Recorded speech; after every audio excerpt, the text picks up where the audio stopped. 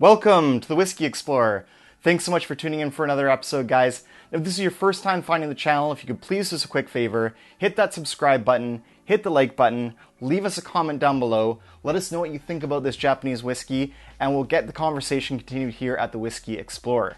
And tonight, guys, we've got a very cool bottle to check out. We have got another Japanese whiskey. We have got from Nikka Distillery, we've got their Miyagikyo.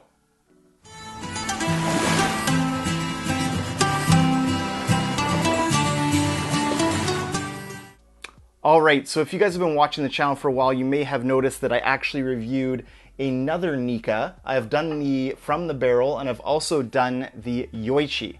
Now the Yoichi is the more peated style of Japanese whiskey. I've reviewed that, and I'll put a link up here for you guys. I'll put up a card. And this one here is sort of the sister one to that, but this is the non-peated, sort of more fruit-forward expression in the Nikka family of malts. So this is a single malt from Nikka Distillery. This here is bottled at 45% ABV or 90 proof. So I definitely kind of like that already. So we're very close to that magic kind of 46% number that I look for in a single malt. We're so close there with 45 that we can definitely give this one here a pass. Sort of a cool looking bottle design, and I will definitely get some close-ups to you guys in the B-roll there. Certainly a very nice looking bottle. The only thing that's a little bit odd about this one that I also mentioned in the Yoichi review is that we've actually got a plastic screw top on this. I think it would have been so much nicer to have the actual cork topper, but nonetheless, it's all about the whiskey that's inside the bottle. So without further ado, let's jump into the review. All right, guys, so just have a quick look at the color in the glass here before we jump into a nosing on the Miyagikyo. So this here is just a beautiful, like inviting yellow kind of straw color. It's definitely looking like it would be not colored. So that's already good for the presentation. So that's what we want to see. So this says this is a single malt from the Miyagikyo distillery, Nikka's second distillery built in 1969. So again, this is a little bit more of a sherry cask influence and more of kind of the fruitiness and less of the sort of peated style coming through on this one here. Unfortunately, it doesn't say anything about chill filtration or coloring, so we have to, unfortunately assume that it's there. Maybe it's chill filtered, but I don't think there'd be any color added to that. Seems to be a fairly natural color, but that's of course just my best educated or non-educated in this case guess. So let's go in for a nose on this one here, guys. On the nose, cheers.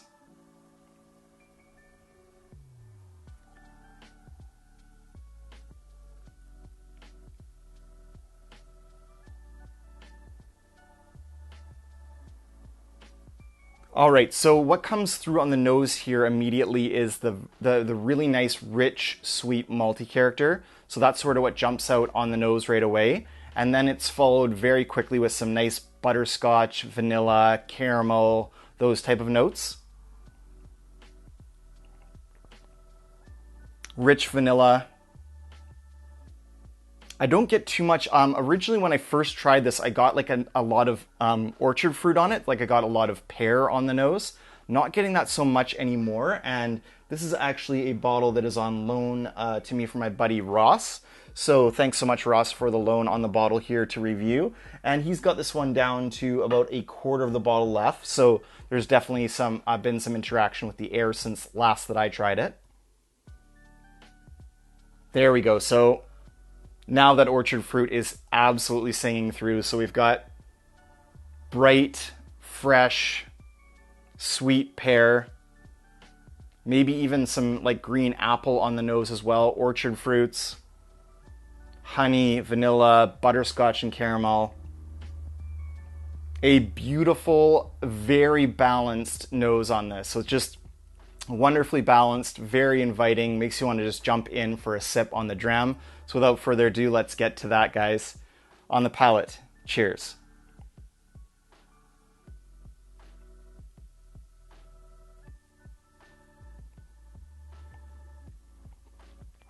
Wow.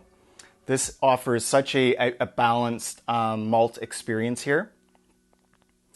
right away off the sort of the beginning of the palate there, I was getting this beautiful kind of a sandalwood characteristic, like sweet, kind of vanilla mixed with that sandalwood essence coming through, as well as that nice balanced sweet kind of honeyed malted note.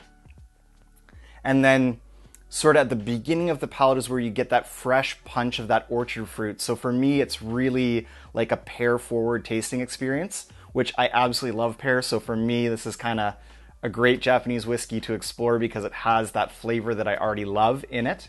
So it's kind of like honey blossom, honey, malt, butterscotch and caramel, and that nice orchard fruit, maybe even some green apple. So maybe a mix of green apple and fresh, delicious pear.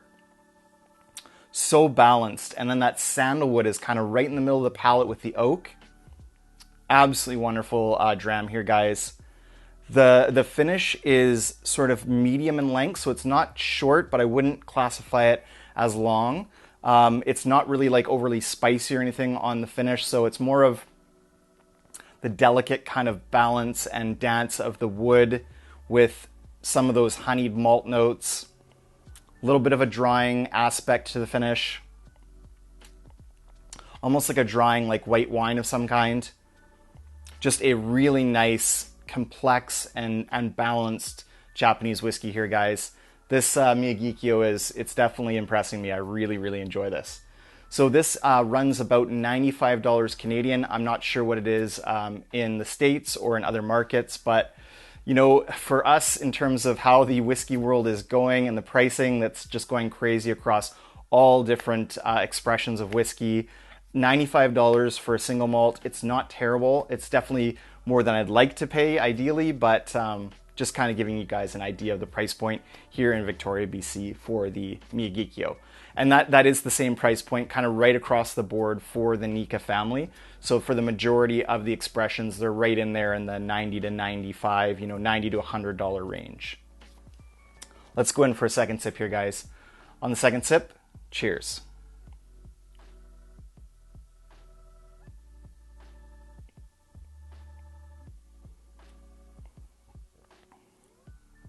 Just delicious. So beginning is like a flood of that vanilla, sandalwood kind of component that I mentioned.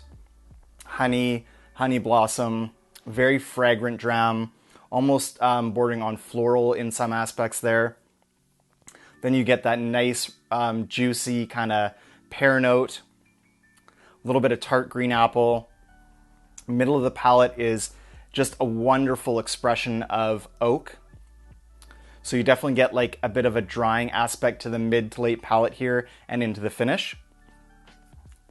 Maybe very slightly tannic, but it's so well balanced with like the honeyed, malted kind of character that it's not off-putting in any way. So just a heck of a good Japanese whiskey there, guys. Highly recommend the Nikka Miyagikyo if you have a chance to grab a dram at your local, or definitely worth going out and grabbing a bottle of this one, guys. So thanks so much to each and every one of you for joining in for another review. Until next time, guys, may your sails be full and your drams be fuller. Cheers.